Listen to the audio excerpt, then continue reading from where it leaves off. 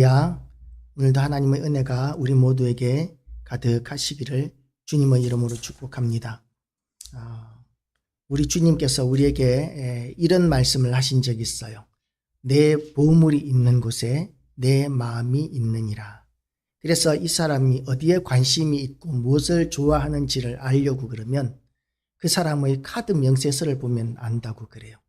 취미가 이렇게 자전거를 타는 사람들은 자전거에 얼마나 많은 투자를 하는지 모릅니다. 자전거에 취미가 없는 사람들은 자전거 한 대 사면 그 다음부터 돈 들어갈 게 뭐가 있어. 그렇게 생각하지만 자전거에도 이렇게 계속해서 취미가 있는 사람들은 늘 새로운 모델들을 보고 그리고 새로운 부품들을 이렇게 찾게 되고 그리고 이제 자전거에 계속해서 투자를 하게 되는 거죠. 라이딩을 가는 일을 위해서 자전거 타는 일을 위해서 이제 여행비라든지 이런 것들이 지출이 늘어나게 되고 컴퓨터라든지 이런 쪽에 관심이 많은 사람들은 늘 새로운 컴퓨터, 새로운 게임기, 우리 아이들은 늘 새로운 게임기 사달라고 그렇게 늘 요구하지 않습니까? 늘 스마트폰, 휴대폰 바꿔달라고, 새 걸로 바꿔달라고 늘 요구를 하고 그렇죠. 조금만 쓰면 어른들은 잘 작동이 되니까 그냥 계속해서 쓰는데 아이들은 한 1년, 2년 지나면 그야말로 피가 마르도록 바꿔달라고 이렇게 요구를 하는 거예요. 아이들의 관심이 그런 쪽에 가 있기 때문에 그렇습니다. 어떤 사람은 패션에 관심이 있어서 옷 사는데 형편이 그렇게 넉넉하지 않은데도 제가 아는 어떤 전에 있던 교회 부목사님 같은 경우에는 옷에 굉장히 많은 투자를 하더라고요. 그렇게 형편이 안 될 텐데 그렇게 투자를 많이 하니까 좋은 점이 뭐냐 하면 옷 볼 줄을 알아요. 저는 옷을 이렇게 볼 줄을 모릅니다. 하도 옷을 제가 제대로 사본 적이 별로 없어서 요즘은 제가 집사람한테 말 안 하고 필요한 거 이렇게 사지만 전에는 제가 뭘 사면 꼭 실패를 했어요. 사놓고 안 입는 거예요. 제가 못 입겠는 거예요. 옷을 볼 줄 모르니까. 그런데 이제는 비싼 거는 못 사고 이제 저렴한 거, 실용적인 거는 제가 자꾸 사다가 보니까 입을 만한 것들을 이제 사게 되는 이런 식으로 이제 조금 바뀌기는 하던데 어쨌든 관심이 있는 곳에 우리는 지출이 많아지게 되고 그 지출을 보면 그러면 우리가 그 사람이 무엇에 관심이 있고 무엇에 최선을 다하는 사람인지를 발견하게 되는 것이죠. 우리는 무엇에 관심을 많이 가지고 있는지 스스로 우리를 돌아보면 우리가 무엇에 가장 큰 지출을 하느냐, 우리 아이들에게 지출을 많이 하느냐, 남편에게 지출을 많이 하느냐, 집에 지출을 많이 하느냐, 이것을 보면 우리의 가치관, 우리가 무엇을 가장 소중히 여기는가 하는 것을 우리가 알 수 있게 됩니다. 그래서 오늘 말씀에서 주님께서 또한 너 보물이 있는 그곳에 네 마음이 있다고 이렇게 말씀하시는 주님께서 이 보물에 대한 이야기를 하십니다.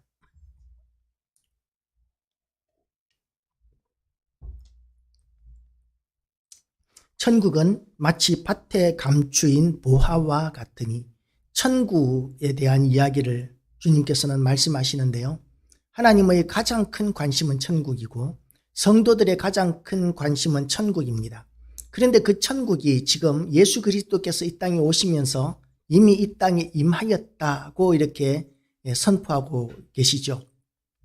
예수님이 이 땅에 오셔서 제일 먼저 하신 설교가 회개하라 천국이 가까웠느니라 하는 설교를 하셨고 그리고 예수님의 오심을 선포하던 왕의 대로를 평탄케 하는 그 예비하는 자, 그 선지자로 온 세례 요한이 제일 먼저 선포한 것이 회개하라 천국이 가까웠느니라 고 이렇게 설교를 먼저 했던 것이죠. 그래서 하나님의 나라 천국은 예수 그리스도께서 이 땅에 오시면서 이미 임하였다고 이렇게 이야기합니다. 그리고 첫 번째로 이 천국에 대해서 이 천국은 밭에 감추인 보화와 같다. 보화와 같은 너무나 소중하고 너무나 귀한 것이다 라고 이 천국에 대해서 이야기하고 있습니다. 우리는 이 땅에 있는 것들이 좋은 것을 합니다. 요즘 금값이 얼마나 되는지는 모르는데 자꾸 오른다고 그래요. 달러와 가치가 떨어지고 옛날에부터 금을 많이 가지고 있던 사람들 계속 갖고 있었으면 상당히 이렇게 돈이 많이 됐을 것 같은데 금을 우리는 가난한 사람들은 오래 갖고 있지를 못하죠. 급한데 이렇게 틀어막다 보면은 다 이렇게 팔다가 보면 남은 것이 없는데, 그런데 부유한 사람들은 이렇게 자꾸 사다 모으다 보니까 이제 더 부자가 되고 이러는 것들을 보게 되죠. 그런데 이 보화, 세상의 보화는 우리는 금이라고 여기고 보석이라고 이야기하고 다이아몬드라고 이렇게 이야기합니다. 그런데 이 보화의 가치가 어마어마하게 귀한 것이라는 것이죠. 어마어마하게 비싼 것이라는 것입니다. 그런데 이 보화가 어떤 형편에 있다고 말씀하시느냐 하면 밭에 감추어져 있다고 이렇게 이야기하고 있습니다. 자, 어떤 사람이 이제 가난한 사람인 것 같아요. 자기 땅이 없는 사람인 것 같아요. 그러니까 얼마나 가난했겠습니까? 자기 땅이 없이 농사를 짓는데 소작농으로 이렇게 일꾼으로 그렇게 남의 밭에 가서 일하는 사람인 것 같습니다. 그런데 이 사람이 남의 밭에 가서 품꾼으로 이렇게 일을 하다가 밭을 가는데, 그런데 밭을 가는 가운데서 꽃괭이로 이렇게 콱 찍었더니 철커덩 하면서 뭔가 단단한 것이 부딪히는 소리가 납니다. 그래서 그게 뭔가 하고 이렇게 파봤더니 그 항아리가 하나 땅에 묻혀져 있는데 항아리 안에 굉장한 보물이 들어있는 거예요. 자기가 지금 농사 짓고 있는 그 땅의 가치와는 비교도 할 수 없는 그런 보물이 땅속에 파묻혀져 있는 거예요. 그러면 우리 같으면 어떻게 합니까? 1번, 땅 주인에게 이야기해서 그 보물을 주인이 가져가도록 한다. 2번, 내가 남들 몰래 파서 집에 가져온다. 3번, 내가 그 땅을 사서 그 땅과 그 보물을 함께 소유한다. 3번. 예, 돈이 없어요. 돈이 없는데 그 땅을 살 수 있는 능력이 안 되는데, 그런데 이 농부는, 이 소작농은 어떻게 했느냐 하면 있는 것을 다 팔고, 그야말로 그렇지 않아도 가난한데 있는 것을 다 팔고 돈이 될 만한 것 전부 다 팔고, 그리고 또 구할 수 있는 대로 다 구해가지고, 지금은 은행 부채라든지 이런 걸 해야 부동산을 사잖아요. 웬만큼 부유한 사람도 부동산을 사는데 은행 대출 없이 하는 사람 없지 않습니까? 하여튼 그렇게 해서 힘을 다해서 어쨌든 자기가 농사 짓던 소작하던 그 별로 좋지도 않은 땅을 이제 주인이 달라는 대로 돈을 주면서 마련해서 사는 거예요. 내일 먹을 것도 없으면서 하여튼 있는 대로 다 끌고 모아서 이렇게 밭을 사는 거죠. 우리가 부동산을 지금 사가지고 낭패 본 사람들 이야기를 많이 듣고 있죠. 지금 집을 억대를 이제 엄청나게 많은 부채를 짊어지고 이렇게 집을 샀더니 지금 이자는 천정부지로 오르고, 이자가 엄청 올랐다는 거 아시죠? 이자는 엄청나게 오르는데, 그런데 집은 팔리지도 않고 그렇게 낭패를 당하는 사람들의 이야기를 많이 듣는데, 어쨌든 이 소작인이 이 사람이 농사를 짓다가 밭에 보물이 나왔어요. 그러면 땅의 것을 이렇게 파가면 좋은데 그건 절도에 해당하는 것이죠. 도둑질에 해당하는 것이죠. 왜냐하면 이스라엘 사람들의 법에는 그 땅에 보물이 있으면 그 땅의 주인이 소유자가 되는 거예요. 근데 땅속에 어떻게 이런 보물이 있느냐 하면, 사실상 그 시대는 전쟁이 많았습니다. 다른 나라에서 침략을 많이 해왔어요. 그러면 그런 보물들, 재산들을 집에 갖고 있으면 어떻게 되겠습니까? 다 빼앗기는 거죠. 하나도 보관을 못하는 거죠. 그래서 그 시대에는 돈이 될 만한 것들을 이렇게 항아리에 담고 잘 밀폐를 해가지고 땅에다 파묻어 놓습니다. 밭 같은 데다가. 그러면 이 사람들이 밭에다가 많이 파묻는다는 건 알지만, 그렇지만 그 넓은 땅을 다 이렇게 파헤쳐 볼 수는 없기 때문에 이 땅 속에 파묻어 놓은 것들은 어느 정도 보존이 되는 거죠. 그래서 지금도 팔레스타인 지역에서는 유물 조사를 하다가 보면 항아리들이 굉장히 많이 나온다고 그래요. 그 항아리에서 이제 그 금화나 은화나 이렇게 화폐가 항아리에 가득 들어있는 그런 항아리들이 지금도 많이 발견되고 있는 이유가 뭐냐 하면, 땅 속에다가 이렇게 재산들을 파묻어 놓는 일들이 많았기 때문이죠. 안 파묻어 놓으면 난리통에 다 빼앗길 수 있기 때문에 일반적인 일들이었습니다. 그런데 문제는 파묻어 놓는 것까지는 좋은데 파묻어 놓은 사람이 아무에게도 이야기하지 않죠. 누구라도 아는 사람이 많아질수록 위험해지니까. 그런데 난리통에 파묻어 놓은 사람이 죽어버리면 어떻게 됩니까? 파묻어 놓은 게 아무도 모르는 재산이 되는 거죠. 아무도 모르는 재산이 되면 잊혀지게 되고 세월이 지나가면서 땅 주인이 바뀌게 되고 그렇게 되면서 이제 아무도 모르는 보물이 땅속에 감추어져 있는 것이죠. 그래서 그 보물이 누구의 것이 되느냐 하면 땅 주인의 것이 되는 것이 그 시대의 법입니다. 그래서 원칙대로 이야기하면 이 사람은 땅 주인에게 이 보물이 발견되었다고 이야기하고 그리고 주인이 그 재물을 차지하고 자기는 그 상을 조금 받는 거 이런 정도로 이렇게 타협을 하는 것이 합법적인데 그런데 주님께서는 이 사람에게 대해서 어떻게 하느냐 하면 도둑질은 나쁜 짓이니까 못하고 이 땅 자체를 사도록 이렇게 땅 자체를 사는 모습을 우리에게 보여주고 있는 것이죠.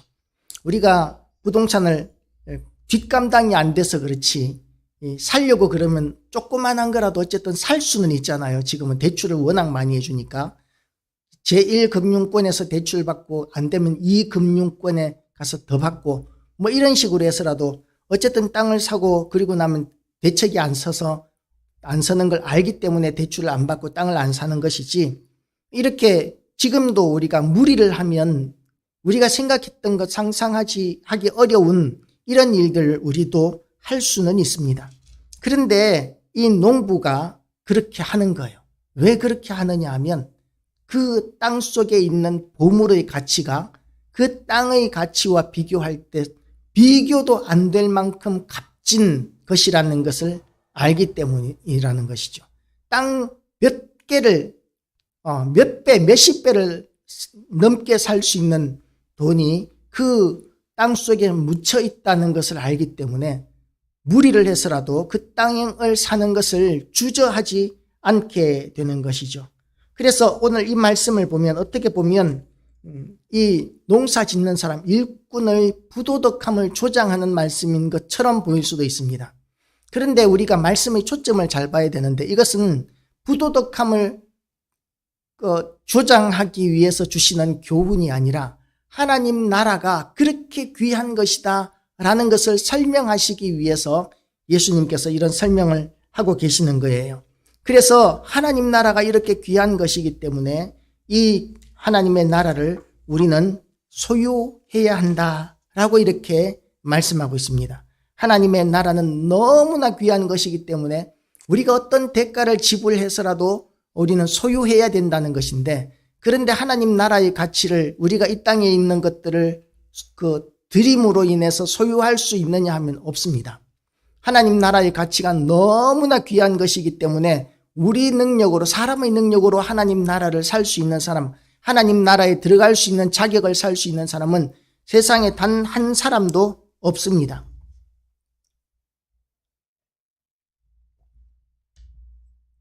그래서 그 하나님 나라의 보화를 살 수 있는 능력은 없지만 그렇지만 힘을 다해서 그 보화가 묻혀있는 밭을 사는 것 다시 말해서 하나님 나라가 너무나 귀한 것이기 때문에 그 하나님 나라를 소유하기 위해서 우리의 모든 것을 다 투자한다 할지라도 모든 것을 다 팔아서 드린다 할지라도 아깝지 않을 만큼의 그런 우리가 드린 것은 정말 아무것도 아니라고 이야기할 수 있을 만큼 너무나 귀한 것이 하나님 나라이기 때문에 그런 하나님 나라를 설명하고 있는 것이죠. 어느 날 우리가 농사를 소작인으로서 또는 일꾼으로서 어느 남의 밭에 가서 일을 하다가 철크덩 하고 이렇게 보물상자를 발견하면 얼마나 가슴이 뛰겠습니까? 얼마나 심장이 쿵쾅거리고 혹시라도 누가 알까봐 이 숨기기 바쁘겠죠. 이걸 그대로 들고 가면 사람들이 알 거야. 이걸 집에다 갖다 놓고 이걸 쓰면 사람들이 웬 돈이냐고 이렇게 따지고 물으면 내가 할 말이 없지. 뭐 이런 것까지도 고민하게 되죠. 요즘 뭐 작은 돈이야 그렇겠지만 큰 돈 같은 경우에는 자금 출처 조사 같은 걸 하잖아요. 그 시대는 이웃집에 숟가락이 몇 개나 있는지 밥그릇이 몇 개나 있는지 그런 것까지 다 알던 시대였기 때문에 만약에 보물을 이렇게 집으로 가지고 가면 이걸 숨기는 것도 보통 일이 아니겠죠. 그래서 이렇게 만약에 숨긴다면 남들이 눈치 못 챌 만큼 조금씩밖에 인색하게 사용할 수밖에는 없을 것이고, 그렇게 인색하게 사용하면서도 들킬까봐 노심초사하게 되겠죠.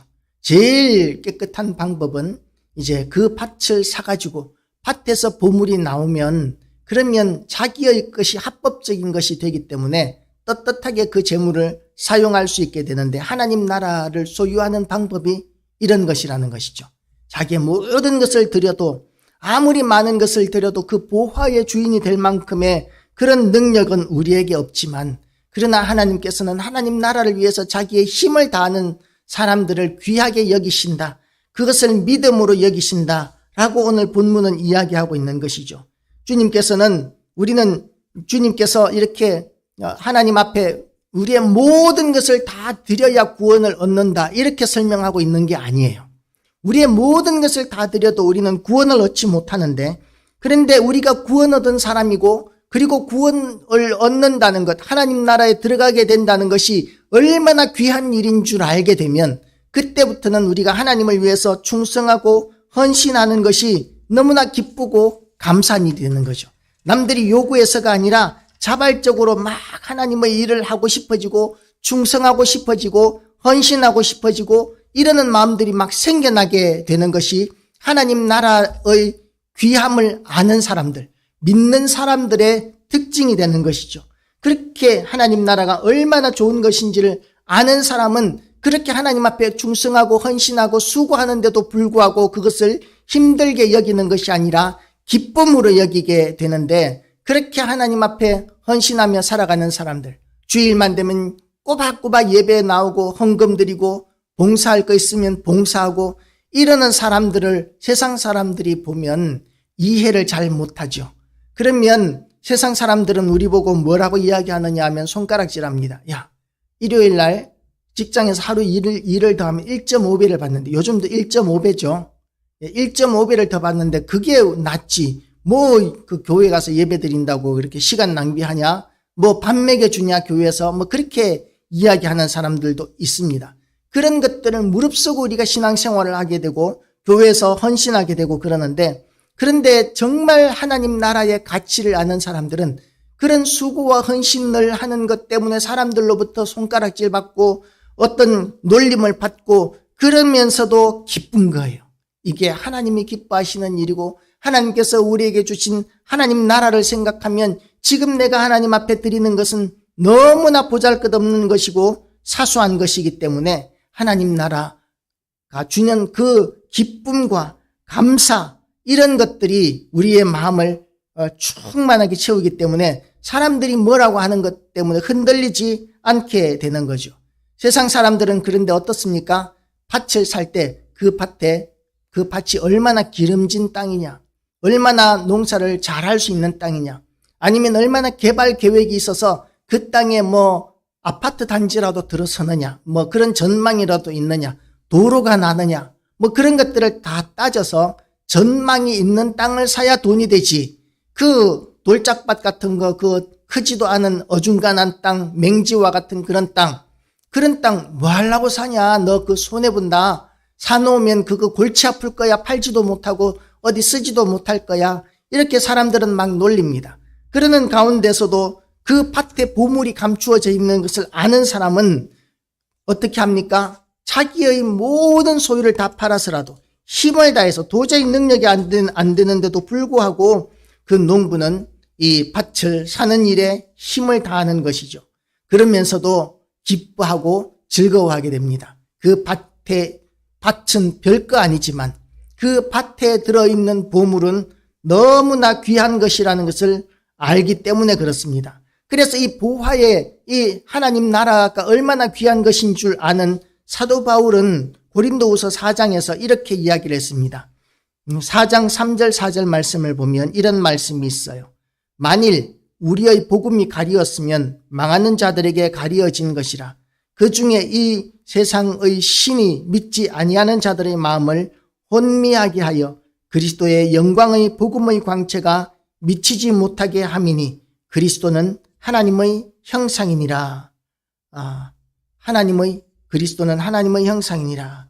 우리가 복음을 믿음으로 말미암아 구원을 얻는데 이 복음을 믿는 것이 하나님의 은혜이고, 복음을 믿지 않는 사람들은 이 복음이 감추어져 있는 것이 아니라 사실은 복음을 알 수 있는 것들이 세상에 너무나 많은데도 불구하고 도무지 깨닫지를 못하는 거예요. 예수 그리스도에 대해서 그렇게 복음을 전하고 소개를 하고 다니는데도 불구하고 사람들은 예수님을 믿지도 못하고 알지도 않고, 그렇기 때문에 그들은 구원을 받지 못하는데 그 중에 세상의 신이 믿지 아니하는 자들의 마음을 혼미하게 하기 때문이다 라고 이렇게 이야기합니다. 그런데도 불구하고 우리가 예수님을 믿고 이 자리에 나올 수 있었던 것은 무엇이냐 하면 전적인 하나님의 은혜인 것이죠. 그래서 우리가 착한 일을 해서 살아난 것이 아니고, 착한 일을 해서 천국에 들어가고 구원을 얻는 것이 아니고, 에베소서 2장 1절 말씀을 보면 그는 허물과 죄로 죽었던 너희를 살리셨도다 라고 이렇게 이야기합니다. 그러니까 밭에 보물이 있어요. 그리고 그 보물을 볼 수 있는 특별한 눈이 이 농부에게 주어진 것이죠. 다른 사람들도 그 밭에 보물이 있다는 것을 볼 수 있는 그런 힌트들은, 흔적들 또는 증거들은 너무나 많은 사람들에게 알려지고 있는데, 그런데 그걸 안 믿는 거예요. 저딴 돌짝밭에 무슨 보물이 있어, 저기에 무슨 보물이 있어, 그렇게 생각하면서 믿지 않는 것이죠. 그래서 믿지 않는 사람들은 아무도 그 보물을 차지하지 못하는데, 그런데 우연찮게 그 밭에서 자기가 찾은 것도 아니에요. 이 농부는, 이 일꾼은 자기가 찾은 것도 아니고 먹고 살기 위해서 그 보잘것없는 그 밭을 일꾼으로 와서 하루 품삯 받으려고, 하루 먹고 살 수 있는 품삯을 받으려고 그 밭을 갈았을 뿐인데, 밭을 파헤쳤을 뿐인데, 그런데 그곳에서 보물을 발견한 것이죠. 그 농부가 보물을 발견하는 것이 얼마나 대단한 일이냐 하면, 그 밭을 수많은 사람들이 농사를 지었을 것입니다. 수많은 사람들이 그 밭을 일구고 가꾸었을 것입니다. 그런데 그 보물을 찾은 사람은 특별히 이 사람만 찾은 거죠. 수많은 사람들이 거쳐갔을 것임에도 불구하고 보물을 찾는 사람은 이 사람밖에 없는데 어떻게 이 사람만 찾을 수 있었을까요?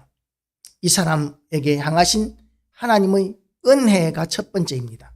하나님의 은혜가 첫 번째고, 두 번째는 뭐냐면 이 사람이 자기에게 주어진 일에 성실한 사람이었을 것이라고 생각할 수 있어요. 남의 일을 하는 사람들 가운데 어떤 사람들은 대충대충 설렁설렁 이렇게 힘들이지 않고 일하는 사람들이 많이 있습니다. 그래서 힘들이지 않게 이렇게 적당히 땅을 파헤치는 것이죠. 이 공산국가에서 농사를 지으면 농사가 잘 안 되는 이유가 있다고 그럽니다. 트랙터를 이렇게 몰고 밭을 가는데, 밭을 갈 때에 어차피 농사가 잘 되나 못 되나 자기에게 돌아오는 것은 별로 없기 때문에 처음 사람들이 안 보는 먼 곳에서는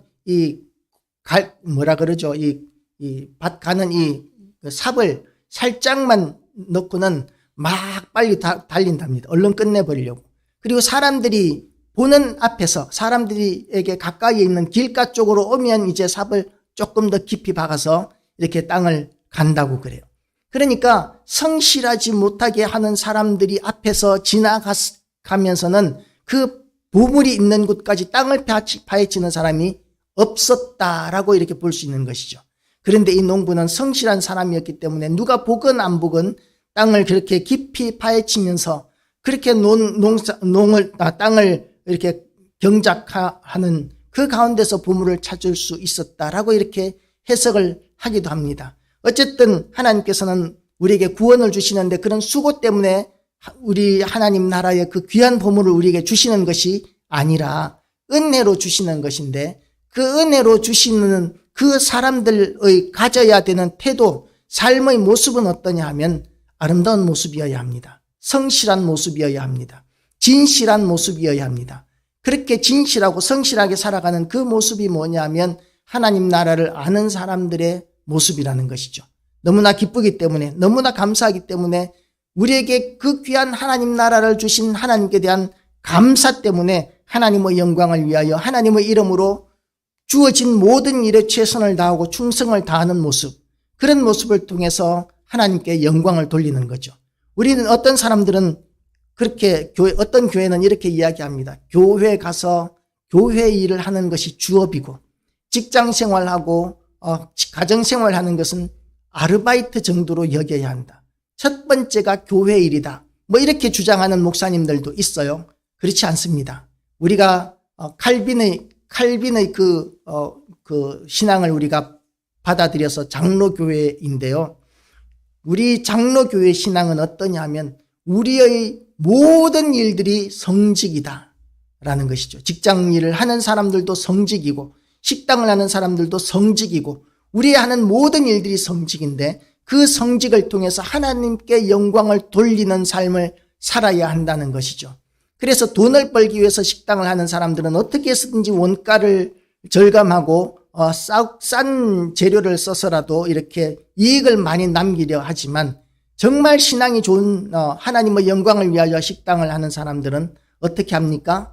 오는 손님들이 어떻게 하면 맛있게 만족하고 건강하게 먹고 갈까를 늘 연구하고 그렇게 수고하면서 이렇게 손님 접대를 하다가 보면 사람들에게 이렇게 좋은 소문이 나게 되고 손님들이 더 많아지게 된다는 간증들을 많이들 들었습니다. 어떤 사람은 미용실을 하면서 손님을 접대하는데 그 손님을 접대하는 이 정성이 돈을 벌기 위해서가 아니라 이 손님을 어떻게 하면 더 예쁘게 만족스럽게 이렇게 잘 섬기고 예쁜 모습의 머리를 만들어줄 수 있을까를 깊이 이렇게 힘을 다해서 연구하고 노력하다가 보니까 손님이 많아지더라.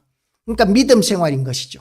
무엇을 하든지 식당뿐만 아니라 우리의 생은 모두가 다 성직이고 거룩한 일이고 그 일을 통해서 나타나야 하는 것은 얻어야 하는 것은 물론 경제적인 생활의 문제가 해결되어야 하지만 그러나 그 일을 통해서도 하나님의 영광이 나타나도록 힘을 다해야 하는 것이 성도들의 모습인데 그렇게 살아가지 않으면 저주를 받기 때문에 그렇게 하는 게 아니에요. 그렇게 해야만 될 것 같은 의무가 있어서 그렇게 하는 것이 아니에요. 하나님께서 우리에게 주신 은혜가 너무나 크기 때문에 감사하기 때문에 우리가 의무적으로 자원해서 자발적으로 기뻐하며 그 일을 하게 되는 것이죠. 그래서 천국은 마치 밭에 감추인 보화와 같으니 그 보물을 저와 여러분은 발견하게 되었음을 믿으시기를 축복합니다. 그래서 이곳에서 나와서 우리가 예배를 드리고 있고 하나님의 음성을 듣는 것이죠. 그리고 이를 발견한 후에 숨겨두고 이 숨겨두고라는 말은 진짜로 숨겨둔다는 의미가 아니라 다른 사람들은 봐도 모르는 상태를 이야기하는 거죠. 누구든지 이곳에 보물이 있다는 이야기는 소문은 들었고 보물 지도는 돌아다니는데 그런데 이 사람들은 볼 수 있는 눈이 없고 들을 수 있는 귀가 없어서 이 보물의 주인이 되지 못하는 것이죠. 그런데 이 농부는 어떻게 합니까? 자기 땅이 아니니까 기뻐하며 돌아가서 자기의 소유를 다 팔아 그 밭을 사느니라.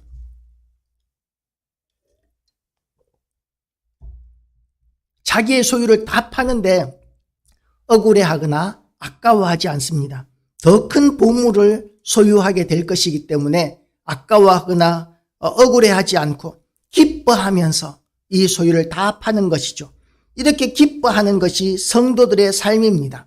우리에게는 우리가 감당할 수 없는 너무나 큰 은혜를 하나님께서 우리에게 주셨기 때문에 그 보물의 가치가 너무나 크다는 것을 알면 이 세상에서 잠깐 눌리는 것, 우리가 지금 가난하지만요. 이 가난이 얼마나 가겠습니까? 100년을 가겠습니까? 200년을 가겠습니까? 어쨌든 우리는 이 땅을 살아가면서 잠깐 이 땅을 살다가 지나갈 뿐입니다. 아무리 가난해도 그 가난이 영원히 계속되지 않아요. 잠깐 지나갈 뿐입니다. 그리고 정말 지질이 가난해도 우리가 이 세상을 지나간 뒤에는 남아있는 것이 아무리 부유한 사람이라 할지라도 또 아무리 가난한 사람이라 할지라도 그 남아있는 것 때문에 우리의 그 다음 세계가 하나님 나라가 뭐 달라지지 않아요. 우리가 이 땅에 재산을 많이 쌓아놓으면 물론 더 비싼 관을 사용할 수 있을 것이고, 장례식장을 더 크고 더 비싼 장례식장을 빌릴 수 있을 것이고, 더 비싼 땅에다 우리를 매장할 수 있겠지만 그게 무슨 의미가 있겠습니까? 아무런 의미가 없는 것이죠. 아무리 가난하다 할지라도 어떤 가난한 사람들은 물론 이 시대에는 뭐 거저게 말아서 이렇게 땅에 그냥 관도 없이 파묻었을 수도 있습니다. 가난한 사람들 같은 경우에는. 그렇지만 그런다고 해서 이 사람이 천국 갈 거 지옥 가고 지옥 갈 거 천국 가는 거 아니에요. 부유한 사람이라고 해서 천국 가는 것도 아니고, 가난한 사람이라고 해서 다 천국 가는 것도 아니고 지옥 가는 것도 아니라는 것이죠. 그래서 사실은 우리의 육신은 그렇게 중요하지 않습니다.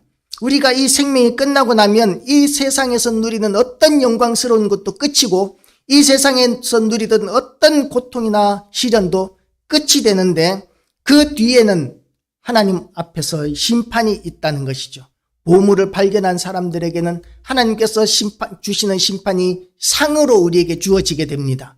그래서 이 땅에서 고난을 당하면서도 하나님의 이름을 위하여 고난을 받았다면, 그리고 하나님의 영광을 위하여 수고했다면, 그러면 이미 우리가 받은 그 은혜가 너무나 크기 때문에 사실은 우리가 수고한 것은 아무것도 아닌데도 불구하고 하나님께서는 그 너무나 큰 구원이라는 선물, 하나님 나라라는 선물을 우리에게 주셨음에도 불구하고 그것 때문에 너무 기쁘고 감사해서 수고하는 그 수고들을 당연한 거야 라고 여기시는 것이 아니라, 거기에 대해서 또한 상을 예비하시는 하나님이시기 때문에 우리는 영원히 누릴 수 있는 상을 하나님 나라에서 누리게 되는 것이죠. 그래서 천국을 소유한 사람, 천국의 가치를 아는 사람들은 그 보는 눈이 달라지고 가치관이 달라지고, 이 세상에서 살아가는 이 시간, 이 고통스러운 시간일 수 있지만 이것 때문에 절망하거나 좌절하지 않는다는 것이죠.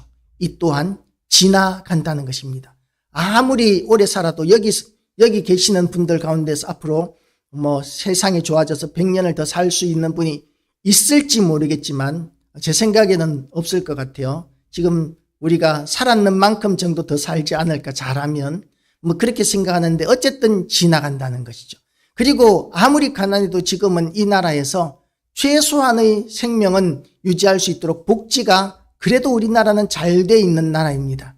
그래서 절망하거나 좌절하고 세상 사람들의 눈에 보기에 우리가 초라한 것 때문에 억울해하고 그런 마음을 품으려면 얼마든지 품을 수 있지만, 우리의 소망이 하나님 나라에 있다면 그런 일들 때문에 눌리거나 좌절하지 않고 하나님께서 우리에게 주신 그 하나님 나라 때문에 기뻐하고 즐거워하게 된다는 것이죠. 그래서 바울 같은 사람은 또 이렇게 빌립보서에서 이야기합니다. 그러나 무엇이든지 내게 유익하던 것을 내가 그리스도를 위하여 다 해로 여길 뿐더러 또한 모든 것을 해로 여김은 내 주 그리스도를 아는 지식이 가장 고상하기 때문이라. 내가 그를 위하여 모든 것을 잃어버리고 배설물로 여김은 그리스도를 얻고 그 안에서 발견되려 하려 함이니, 내가 가진 의는 율법에서 난 것이 아니요 오직 그리스도를 믿음으로 말미암은 것이니 곧 믿음으로 하나님께로부터 난 것이라 고 이렇게 말씀합니다. 그래서 우리에게 주신 하나님의 은혜가 너무나 크고 너무나 좋으면 기뻐하면서 하나님 앞에 충성하고 헌신하게 되는데, 그게 믿음이다 라고 성경은 이야기하고 있습니다. 믿음, 지난번에도 이야기했지만 우리는 삼성전자가 잘 되면 삼성전자 주식을 사는 것이 지혜롭다고 생각합니다. 지혜로운 사람들은 삼성전자 3만 원 할 때 샀겠지요. 지금 가치로 따지면 한 400만 원쯤 되려나 모르겠는데요. 그때 3만 원 주고 샀던 사람들 한 3년 만에 100배의 수익을 얻었다고 그래요. 이익 배당하고 증자하고 뭐 이런 것들을 챙기면서 3년 만에 100배 정도 벌었다고 그러는데, 그걸 아는 사람들은 안 사지 않겠죠. 빚을 내서라도 샀겠죠. 하나님 나라가 이렇게 귀한 것인 줄을 아는 사람들은 빚을 내어서라도 힘을 다해서라도 어쨌든 하나님 나라를 위해서 수고하고 헌신하는데, 그것 때문에 아까워하고 인색해지는 것이 아니라 다 드리고 싶어지고 너무나 드리고 싶어져서 기쁜 마음으로 하나님 앞에 수고하고 헌신하는 일, 그런 일들을 하게 된다는 것이죠. 그래서 그런 사람들을 보면 사회생활이 신앙생활하는 것에 맛을 들인 사람들을 보면 인맥이 교회 안에 밖에는 없어요. 사실은 결혼식을 하면 하객이 예수 믿는 사람, 교인들 밖에는 없고, 또 무슨 일이 있으면 어디 누구를 만나러 간다 할지라도 교인들 말고는 만날 사람도 없는 이런 수준이 되는데요. 그 사람의 관심이 하나님 나라에만 있기 때문이라는 것이죠. 물론 우리 사회생활이 지경을 넓혀가면서 더 많은 사람들에게 복음을 전하기 위해서 우리가 많은 인맥관계를 넓혀나가는 것이 정말 귀한 일이기는 하지만, 나도 모르게 자꾸만 이렇게 가진 우리의 관심이 있는 쪽으로만 우리의 모든 자원들을 투자하게 되는 것을 우리가 발견하게 됩니다. 그래서 우리는 이 땅 가운데서 하나님 나라를 소유하는 것이 얼마나 귀한 일이고 얼마나 큰 선물인지를 정말 깨닫게 되는 이 시간 되시기를 축복합니다. 그리고 지금은 어렵고 힘들지만 억울한 일들도 많아요. 그렇지만 그럼에도 불구하고 우리는 하나님 나라를 소유한 사람이고, 우리는 지금 보잘것없지만, 세상에 내세울 것이 아무것도 없지만 하나님 나라를 소유한 기쁨 때문에 이 세상이 우리에게 손가락질하고 놀리고 핍박하고 억울한 일을 하는 그런 것들도 가볍게 넘길 수 있고 극복할 수 있고 승리할 수 있는 그런 억울한 일을 당해도 기쁨으로 승리하는, 그래서 세상이 감당치 못하는 그런 고난을 통과한 성도들 다 되시기를 주님의 이름으로 축복합니다. 기도하시겠습니다. 하나님 아버지,